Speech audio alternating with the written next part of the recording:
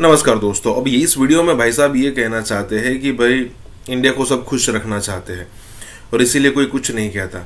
मान लीजिए कि अगर कोई ऐसा कंट्री जो फुल्ली रशिया को सपोर्ट करता है, चाइना को सपोर्ट करता है या फिर इन दोनों कंट्री के पाले में है, तो रशिया तो अमेरिका और वेस्टर्न ब्लॉक जो है वो उसको घास भी नहीं डालेंगे और अलग अलग टाइप के रिस्ट्रिक्शंस आ जाएंगे या फिर कोई ऐसी चीज आ जाएगी जिससे उनका कोई ना कोई नुकसान होता रहे। लेकिन भारत ही एक ऐसा कंट्री है कि जो रशिया से इतनी सारी चीज़ें परचेज करता है, चाइना के साथ भी ट्रेड अच्छा खासा करता है।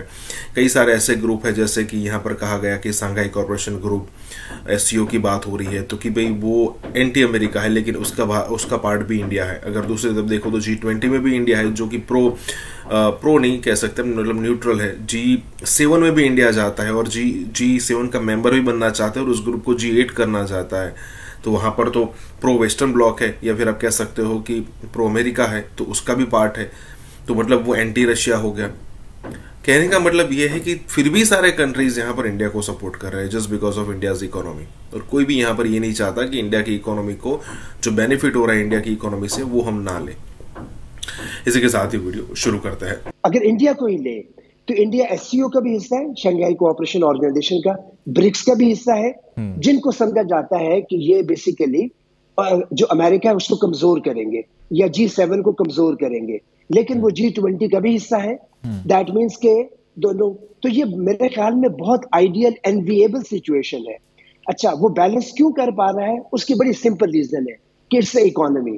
बल्कि जब जिंद्र में बहुत एक्टिवली लिख रहा था तो मेरे ख्याल 2015 या 16 का था, जो हर साल समिट होता है यूएनजीए का, यूनाइटेड नेशन जनरल असेंबली का। तो उस साल मैंने दोनों जो प्राइम मिनिस्टर्स हैं, नवाज शरीफ, इनका जो यूएस का विजिट जो वो था प्लान, वो मैंने नोट किया और मैंने उसको मोदी का वो नोट किया। मोदी की सारी मुलाकातें थी जो यूएस कंपनीज हैं उनके सीईओ से, जैसे गूगल का सीईओ है, फेसबुक का, इस तरह के लोगों से, माइक्रोसॉफ्ट का। अच्छा, तो और हमारे प्राइम मिनिस्टर की जाहिर वो टिपिकल जिस तरह होता है कि बिल गेट्स से मिल लिया, उनसे वो क्या जो पैसे होते हैं ये लेते हैं उनसे पोलियो के लिए, तो काइंड ऑफ। तो मैंने फिर एक पोस्ट लिखी, उसका उन्मान ही आपको इंडिकेट करेगा वो कितनी क्लैरिटी है। मैंने उसका नाम रखा इट्स अ इकोनॉमी स्टूपिड। तो जो मोदी की जो उस वक्त की विजिट है, हालांकि वो शुरुआत थी कि जहां पे इंडिया अपने इकोनॉमिक एम्बिशन का इंडिकेशन दे रहा था, तो उस इंडिकेशन में अगर आपका जो पूरा यानी आपकी आइटिनरी है that's filled with breakfast with CEOs, meetings with CEOs, किसको आपने इंडिया में लाना है, तो ये 4-5 साल बाद उसके रिजल्ट जाहिर होते हैं। और जो कि रिजल्ट जाहिर हुए, यानी जो कुछ 2015 में दोनों प्राइम मिनिस्टर्स ने किया, उसके रिजल्ट्स आज 2023 में हम देख रहे हैं। तो इसका मतलब आपने मुझसे सवाल किया कि पाकिस्तान ऐसा क्या करे, तो मेरा ख्याल है कि मेरा आंसर वही होगा कि इट्स द इकोनॉमी स्टूपिड। आपको अपनी सारी जो बाकी कन्वर्सेशंस हैं, जो पेरिफेरल है, ट्रिवियल है, उनसे हटना पड़ेगा। इकोनॉमी के बारे में बात करनी पड़ेगी। बिजनेस को, जो पाकिस्तान के अंदर एक लेवल प्लेइंग फील्ड है, वो करना पड़ेगा। पाकिस्तान में बिजनेस को सेफ करना पड़ेगा। मल्टीनेशनल्स को, यहाँ से हर मल्टीनेशनल एग्जिट के, मैं चूंकि कोच भी हूँ मल्टीनेशनल्स का, इनका ट्रेनर भी हूँ।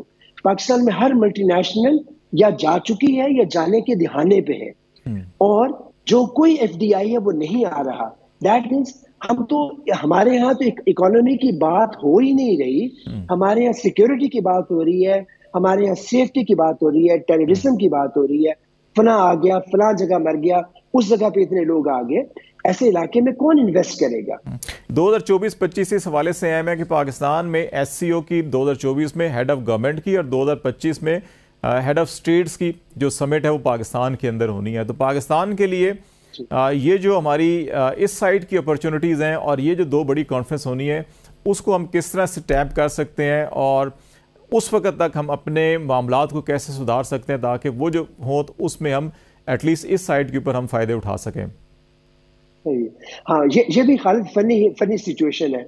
मैं चूंकि एससीओ के ऊपर लिखता हूँ और मैंने हर उसका जो समिट है उसको ट्रैक किया है। हमारे यहाँ तो जो समिट में जो पाकिस्तानी प्राइम मिनिस्टर है, वो तो इंडियन प्राइम मिनिस्टर से ना हाथ मिला सकता है, ना उससे बात कर सकता है, ना 1-to-1 बायलैटरल कर सकता है। तो ये जो पाकिस्तान को जब यानी चूंकि ये होता है ना, रिवॉल्व होती है जो प्रेसिडेंसी है, तो ये जब मिलेगी, इसमें भी ये इसी में ही चले जाएंगे। अभी जब बिलावल गया था इंडिया एससीओ के समिट के ऊपर, तो that became such a huge deal कि जी पाकिस्तानी बंदा आ गया और क्या हो गया, वो हो गया। जो चीजें दुनिया भर में नॉर्मल है कि ये सारे एससीओ के हेड्स एक जगह पे जमा होंगे, उसके लिए यानी दैट इटसेल्फ इसका एक बड़े न्यूज होना, तो हम सबके सोचने का मामला है कि ये बड़ी खबर बन जाती है कि उसने हाथ मिलाया कि नहीं मिलाया, उसने देखा कि नहीं देखा। तो मुझे लगता है कि ये जो 24-25 है, ये भी इस तरह जाया जाएगा, इल्ला ये कि जो मुल्क के बड़े हैं ये सारे बैठ के देखें कि अब हम एससीओ से बेनिफिट करेंगे। जैसे शायद दिल्ली के अंदर जो मोहम्मद बिन सलमान और अमेरिकी प्रेसिडेंट और नरेंद्र मोदी के दरमियान जो मुफाहमत की याददाश्त पे दस्तखत हुए, और जो इंडिया से मिडल ईस्ट और मिडल ईस्ट से यूरोप इकनॉमिक कॉरिडोर बन रहा है, तो उससे शायद BRI तो हम तो चले बाद में बात करेंगे, लेकिन CPEC बराह रास्त पाकिस्तान से वाबस्ता है, तो उसके लिए कोई चैलेंजेस होंगे या नुकसानात होंगे? क्या ये इंप्रेशन दुरुस्त है या नहीं? पाकिस्तान का CPEC और ये दोनों बड़े इंटायरली डिफरेंट मंसूबे हैं। पाकिस्तान के CPEC को चलते हुए अब 1 दहाई से ज़ायद हो गए। पाकिस्तान के बहुत से इंफ्रास्ट्रक्चर प्रोजेक्ट्स, कोल, बहुत से और पावर प्रोजेक्ट्स इसके अंदर आए, बहुत सी रोड्स इसके अंदर बनी। अब रेलवे की ML1 जिसको हमने खुद आई थिंक बहुत डिले किया और हमें बहुत सीरियसली लेना चाहिए था, अब वो होने जा रही है। सो एक तो ये कि CPEC का जो इंफ्रास्ट्रक्चर पोर्शन है पाकिस्तान का, वो नहायत ही एक मुस्तहकम राह पर गामजन है और उसमें कोई तब्दीली नहीं है। जो हमें वरी करना चाहिए वो नॉट कि इंडिया में G20 में एग्जैक्टली क्या हुआ विज़ CPEC, बट वरी ये करना चाहिए कि हम CPEC 1 को CPEC 2 में क्यों नहीं ट्रांसफॉर्म कर पा रहे। CPEC 2 क्या है? CPEC 2 है कि क्या जो इंडस्ट्री शिफ्ट करनी थी वियतनाम की बजाय वो पाकिस्तान शिफ्ट करती। हम जो एक्सपोर्ट के लिए इंफ्रास्ट्रक्चर बनाए खड़े हैं, 9 जोन्स हैं इस वक्त जिनको हम कहते हैं ये इकोनॉमिक जोन्स हमने बनाई हैं, स्पेशल इकोनॉमिक जोन्स।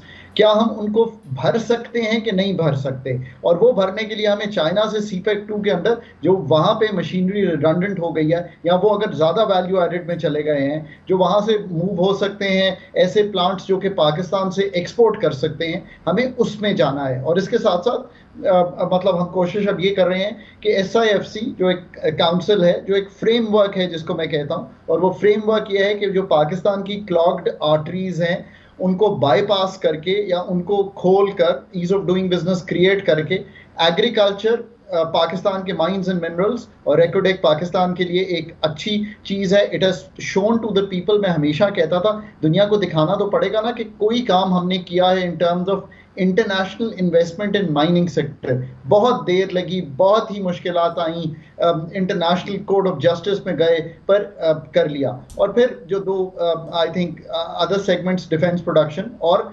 पाकिस्तान का IT एंड ITES। सो हमें इस चीज़ को मुस्तहकम करना चाहिए। ऑफ कोर्स G20 में जो राहदारी का मुआहदा अब हुआ है मिडल ईस्ट और इंडिया के दरमियान, वो एक हकीकत है, पर हमें भी अब अपने आप को फिर वक्त आ गया ना कि हम भी गियर करें कि हम 240 मिलियन यूथ की आबादी हैं, इंग्लिश स्पीकिंग यूथ हैं, वो बहुत सी चीज़ें ऑफर करते हैं। हमारे 9 मिलियन हेक्टेयर एग्रीकल्चर के मौजूद हैं। हमारे माइंस एंड मिनरल्स में जो कुछ बलोचिस्तान में है वो शायद दुनिया में कहीं नहीं है। कॉपर के I think 2nd 3rd biggest reserves हैं वहाँ पे पड़े हुए, गोल्ड के रिजर्व्स। ये अब काम तो आपने करना है। सो इंस्टेड मैं तो कभी भी वरी नहीं करता कि मतलब रीजन क्या करे। अगर मैं अपना घर ठीक करूं, अपना स्ट्रक्चर ठीक करूं, मैं अपनी इन्वेस्टमेंट के जो रेगुलेटरी रजीम है उसको ठीक करूं, अगर मैं अपनी जो कबाहतें हैं उनको दूर करूं, ब्यूरोक्रेटिक हर्डल्स को, तो मैं दुनिया को शोकेस करूं कि पाकिस्तान कहाँ खड़ा हुआ है। ये रियलिटी है पाकिस्तान की। पर यह भी रियलिटी है कि हमारी इकोनॉमिक गवर्नेंस इतनी कमज़ोर है कि हम किसी को मतलब लाकर यहाँ पर कोई चीज़ बेच नहीं पा रहे as an investment destination. That is the reality of Pakistan. उनको स्ट्रक्चरल मामलात को दूर करने के लिए हमें SIFC के थ्रू और जो लोकल डोमेस्टिक भी हमारा कस्टमर है उसको भी एक्साइट करना चाहिए कि इन्वेस्टमेंट टू GDP तो बढ़ाना पड़ेगा, इसमें तो कोई शक नहीं है। याद रखिए दुनिया के किसी मुल्क ने भी अगर तरक्की की है ना, चाहे वो ईस्ट एशियन मिरेकल हो, इंडोनेशिया हो, वियतनाम हो, इंडिया हो, इन सब में एक फिगर कॉमन है। पाकिस्तान का investment to GDP is 13.6% last year. Pakistan के इन ममालिक से आधा है इन्वेस्टमेंट टू GDP। अगर इसको डबल करेंगे, बढ़ाएंगे, तभी इस मुश्किल से निकलेंगे।